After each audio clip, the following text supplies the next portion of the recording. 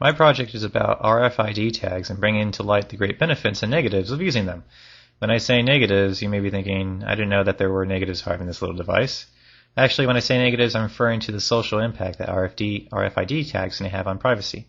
The point of my presentation is to get you to think about this simple fact. If RFIDs can be useful in helping to track inanimate objects, what about animate ones, like you and me?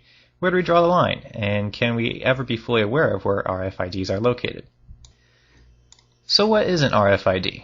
RFID stands for radio frequency identification. RFIDs are tiny little chips that store information and transmit that. Breaking them down, they're essentially comprised of two parts, the integrated circuit that stores the information and the antenna that transmits it. It's also important to take note of different kinds of RFIDs, that being active, passive, and semi-passive. Active and semi-active RFIDs possess their own power source. As such, they're a little bit bigger and their transmission range is increased due to the power. Passive RFIDs don't contain their own power source. They become active only when an RFID reader is nearby to power them up. The main focus of this presentation is to talk about passive RFID tags.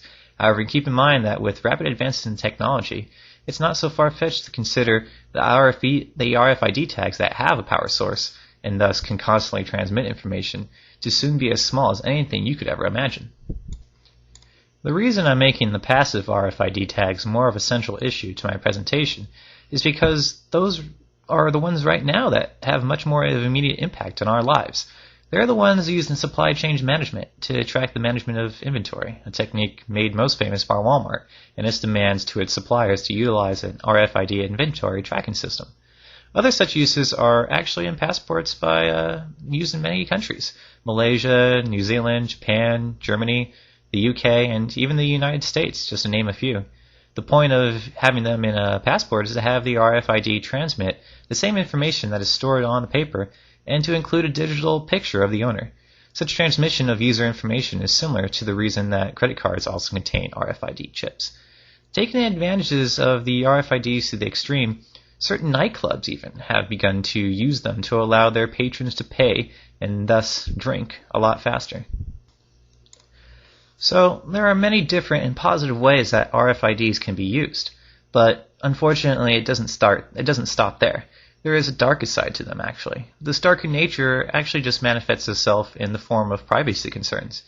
I mean, just imagine, what's to stop an RFID tag from simply tracking your whereabouts at all time, or tweaking the RFID to transmit everything that you've ever bought, where you bought it, and how frequently you buy that item. And this information is up for sale to the highest bidder. Commercial entities, perhaps, maybe even your own government, or a malicious third party, let's say a hacker trying to steal your identity, a business rival, a stalker, a private investigator just trying to find information and build a case against you. Yeah, that may seem like a lot to swallow, like it's too crazy to happen. But really? Do you think it's too crazy? Actually, our own authorities already purchase information from commercial data brokers. Certain high-level businesses in their patent descriptions tell of a device they wish to create to monitor the movements, locations, and even facial expressions of potential customers through electronic monitoring made possible by RFID tracking. Kind of gives meaning to this statement. How would you like it if, for instance, one day you realized your underwear was reporting on your whereabouts? But wait, that's not all, folks. If you thought RFIDs, stopped with inanimate objects, think again. RFIDs are already inside of humans. It's real. It's already happening. There's a company, Verichip Corp. It's bringing this vision to life of having RFIDs inside of humans. They're marketing their RFID implant as a life-saving device. Their argument is that should you ever need medical assistance, a simple scan of you, wherever the implant is in your body, will instantly connect to a database where your personal medical history can be found. Naturally, this ability would be a giant medical boon, as the rapid transmission of one's medical records is assured to save thousands of lives. Yet, what about the trade-offs? Mexico is Verichip's biggest customer, if you can believe that. Well, the reason being is that Mexico suffers from an extremely high kidnapping rate, unfortunately. Mexico believes that RFIDs, if inserted into people, can actually help locate them should they ever be kidnapped. Already, actually, thousands of Mexicans have volunteered for this implant, mostly high-level government officials. That's usually the targets of these kidnappings. Verichip, however, while admitting that their technology can actually do no good to prevent kidnappings, has also slyly admitted that they probably haven't done as good of a job as they should have, mooting the supposed capability of their product. And why should they? They've been rooting the excitement of their product from their biggest customer. Why do that? I mean, why dismiss the notion that their RFID chips can help kidnap victims? If the kidnappers honestly believe that, then they'll just gut out the suspected chip from the victim. What's the point of a costly educative campaign if it's just going to come out anyways?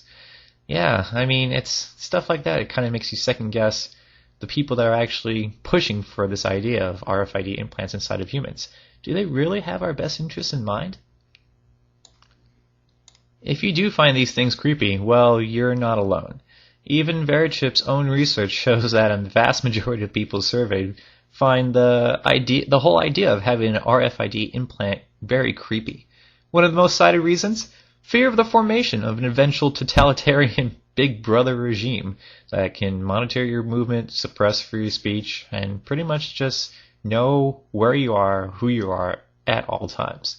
Wisconsin is making an extra sure to prevent forcible human implants by passing a law, merely to just make a point. But what else can go wrong with human RFID implants? Actually, enough. Hackers have already proved that RFIDs are not safe from their tampering. Even if you couldn't hack an RFID chip, you could most certainly intercept the signal. Imagine some third party having a camera just turn on every time it sensed that you were in the vicinity. Or perhaps a stalker could do this. One intriguing thing about the whole human implant concept is its supposed relation to prediction of the mark of the beast in the book of Revelation. Yeah, I'm not too certain about this, but it is kind of intriguing to think that, well, there is this technological, advancement that's getting the scrutiny of fulfilling religious predictions. Huh. Just what exactly can you expect in the future? Well, right now critics of the technology are tempted to be quelled by the fact that RFIDs can't transmit very far at all, thus making it extremely difficult to track you. However, this argument is certainly debatable, as newer machines are able to pick up RFID signals further and further away. What about just ripping those suckers every time you buy something? This is a viable option. However, you must hope that companies don't place RFID tags in areas that you may not suspect. How about just trusting the government and companies to do the right thing? Well, we're going to have to. While companies and governments have explicitly mentioned that they would never use RFID tags to monitor the common man, there are intriguing, perhaps telltale signs of the power behind RFID technology that companies let slip now and then. IBM, for instance, has mentioned in various patents that the use of RFID technology could allow them to effectively monitor people, and IBM is not alone. The aim is, of course, to customize advertising to consumers, but most certainly this isn't the only application. Legislation is possible to regulate RFID tech from getting out of hand.